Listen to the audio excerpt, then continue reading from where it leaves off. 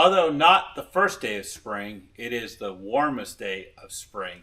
We are seeing 60 degrees, and I'm about ready to open up my new toy for the season, a material spreader from Earth and Turf.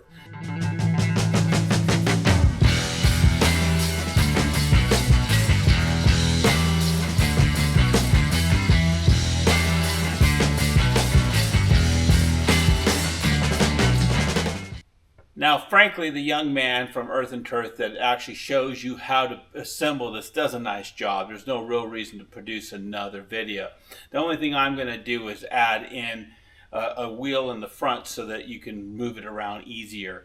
But I thought still in a very short video, show you the unpack, show you the way I'm going to do it. He did a nice job, but he also just used a jack and what have you. I'm going to use the forks off of my tractor, and if you have a toy like this, you likely have some sort of tractor equipment on your property. So I'm going to go ahead and show you how I got it done. Yeah, let's go step by step. So first step obviously is just to take the wrapping off.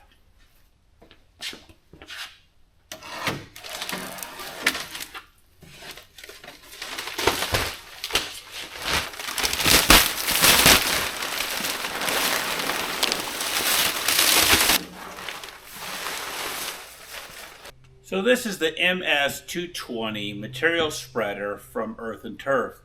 Why did I get it? You know, I looked long and far for this concept to come to life of how to spread compost over our 2 acres worth of lawn and the additional 10 acres eventually that I'll work to seed and cover up out there. As you may know, that I have about 40 to 50 turkeys that live on the property, and of course any array of birds that eat seeds and take care of me quite quickly if I leave seeds out to be eaten. So I need something to cover that seeding process, and the material spreader was necessary.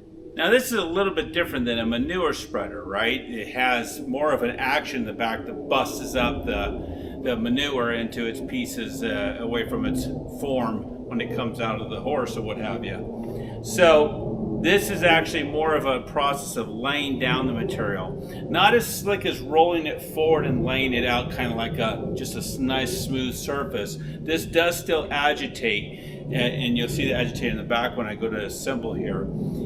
It will agitate the product out. So you still get a little bit of a kick up in the back, but you don't get that kind of smooth layout or the extreme action of really busting up the manure.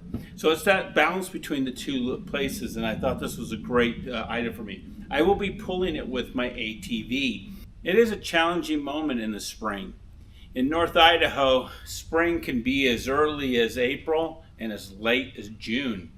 And what do I mean by spring? That period in which you can go to seed and not sink into the ground with, whatever heavy equipment. So I cannot bring my tractor into this space. It just simply will tear it up and put ruts into my lawn, destroyed the whole reason for the season. So I need something that's a little bit lighter to tow it around, which is my ATV. The other portion of this is the Earth and Turf spreader allows me to go ahead and apply with the chutes that I purchased, apply exactly what my bucket dumps into it. I don't have to go back and scoop it up with a shovel, dig it up and put it in a barrel, do any manhandling at any level. I'll be able to get into my tractor, get a big scoop, drop it into the material handler here, and I'm off to the races, ready to roll it out. For me to cover the whole property, though, to be fair, I have to do over 3 dump truck loads, or should I say about 36 to 40 yards of material just to get an eighth of thickness on it. So knowing that, I felt like, hey, listen, the labor that's involved in just moving the material around will be so extreme that I need a tool like this. When I get out to the 10 acres, I'm going to have a similar problem. How do you move material at such a rate that allows you to really cover it without making it a burden? It'll still be quite a bit of a burden because you're going to still only have about a dump of my 60-inch bucket into this at a time. You may get 2, or maybe 1.5, something I've got to learn. But ultimately, it's a lot of acreage, and as a result, you're going to need to come back to get the material on a regular. Now, when I get out to the field in a general way, I might change up how I attack that a little bit. But in the proper area, as I call it, on the grass, I will need to have more control. And as I've already mentioned, not have the weight of the tractor applying downward onto the surface of my lawn. So with that, I'm going to go ahead and start taking apart the carton here.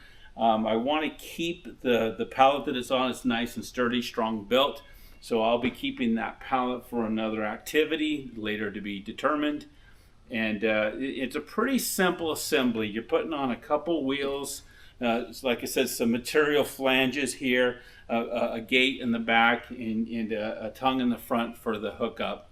I'm also, like I said, going to go ahead and put a wheel in the front as well, so that I can move it around with ease without it sitting on the ground and dragging back and forth, what have you. I just roll it around where I need it to go. So with that, I'm going to go ahead and tear into the carton.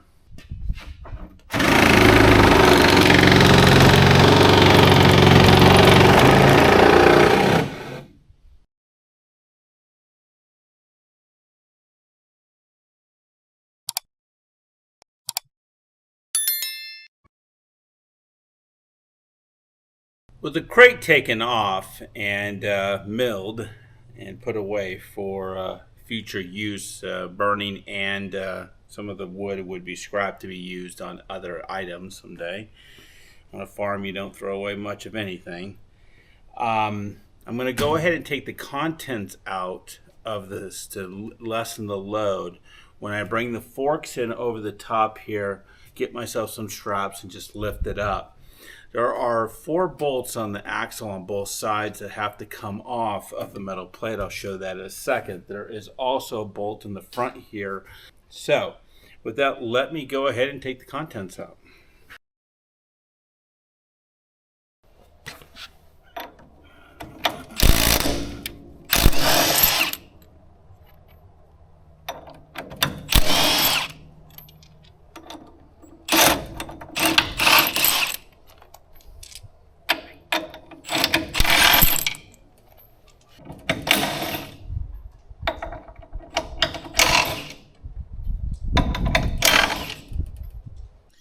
I'm going to go ahead and take out the bolt that holds the tongue shaft to the mallet. I'm going to go ahead and just let it sit right there on the pieces of wood.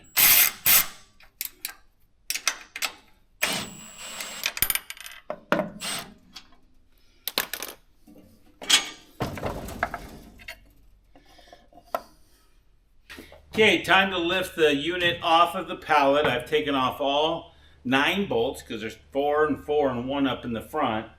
And I'm going to go ahead and put the straps underneath, pick it up with my forks. I got to place my forks here, put the straps on the front, push it in further, put the straps on, and pick the unit up and get the pallet out of the way.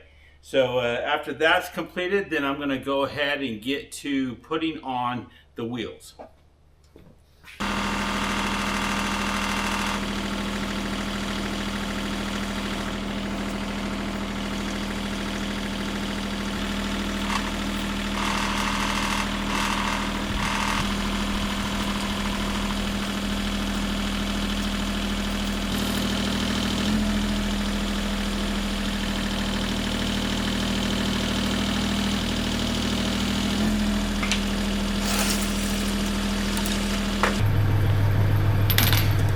Okay, so now it's time to put the wheel on. Don't forget to put the stem on the outside towards you so you can air it in the future.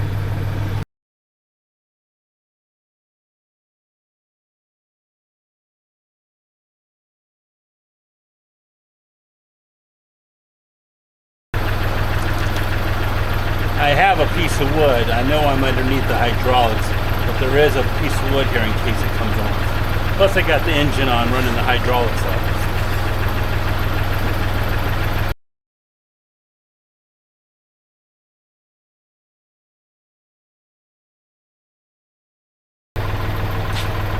Time to let it down. I've got a couple boards up front for the tongue so it does not fall on the ground.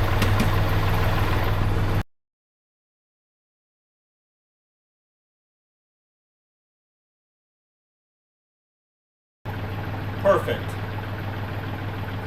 Okay, now it's time to put the gate on. The gate comes right into here and keeps the product from, shooting everywhere. It just keeps it down towards the ground. And so let's go ahead and put that gate on.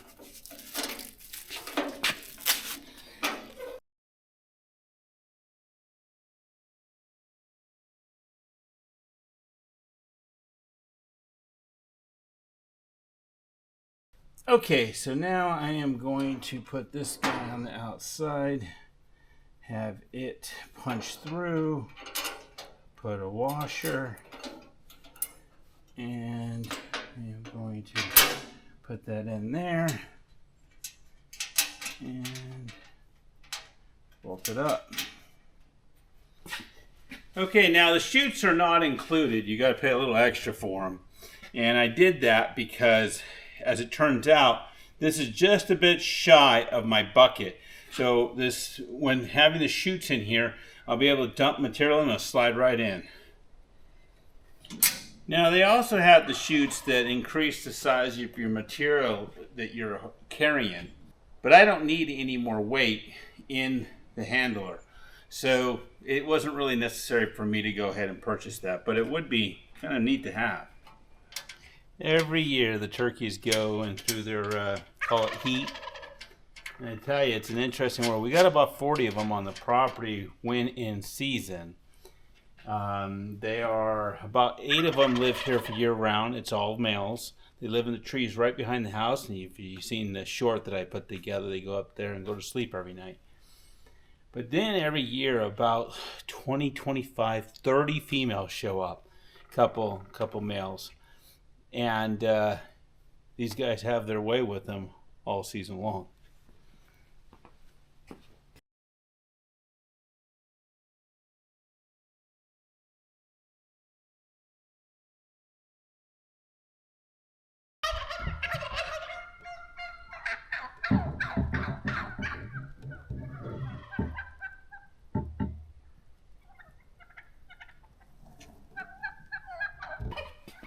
See what I mean? This is the lever that engages the drive, which of course runs the conveyor belt that brings the product out. Pretty simple to assemble, just throw it on.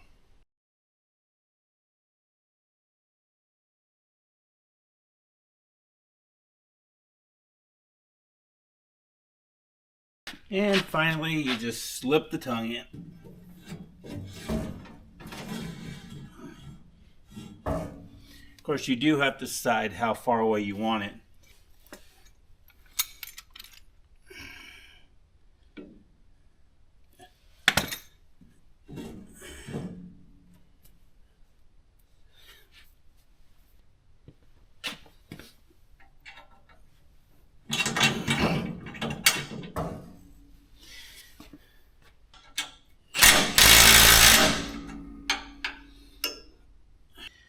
Okay, an add-on that I'm doing here that isn't a part of the original Earth and Turf, the material mover, is to put a jack on it, a trailer jack, so that I can lift the tongue up and roll it around easily throughout the garage or shop or what have you. So I'm going to go ahead and assemble this on. This is an incremental item.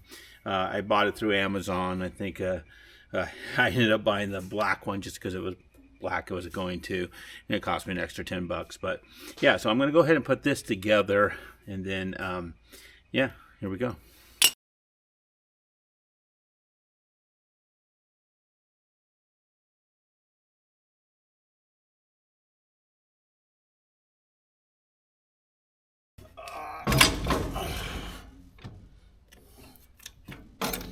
Okay.